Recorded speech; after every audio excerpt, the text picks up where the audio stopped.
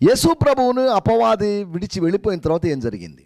సాతానుడు వెళ్ళిపోయిన తర్వాత, సాతానుడు పారిపోయిన తర్వాత ఏం జరిగింది అని మనం ఆలోచిస్తే, దేవుని వాక్యంలో మత్తయి సువార్త 4:11 రాయబడింది, దేవదూతలు వచ్చారు. దేవదూతలు దిగి వచ్చారు.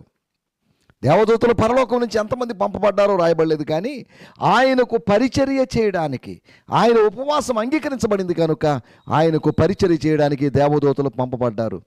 అంతవరకే కానీ మన జీవితాల్లో కూడా 24 గంటలు లేకపోతే ఎల్లప్పుడూ దేవదూతల పరిచర్య మనకు అందుబాటులో ఉంటుంది అని అనుకోవడానికి వీల్లేదు. హెబ్రీయులకు రాసిన పత్రిక 1వ అధ్యాయంలో రాయబడింది 14వ వచనంలో, రక్షణ అను స్వాస్థ్యము పొందబో వారికి వారు సేవకులైనటువంటి ఆత్మలు కారా? వారు పరిచర్య చేస్తారు, మనకు పరిచర్య చేస్తారు. అలాగని దేవదూతల పరిచర్య కాదు, కానీ మనమే పరిచర్య చేయడానికి దేవుడు మనల్ని బలపరుస్తాడు. యేసుప్రభు జనన సమయంలో దేవదూతలు, యేసుప్రభు శోధన సమయంలో దేవదూతలు, యేసుప్రభు గెత్సెమనే తోటలో ప్రార్థించినప్పుడు అక్కడ దేవదూత, అంతేకాకుండా యేసుప్రభు పునరుత్థానం దగ్గర దేవుని దూత.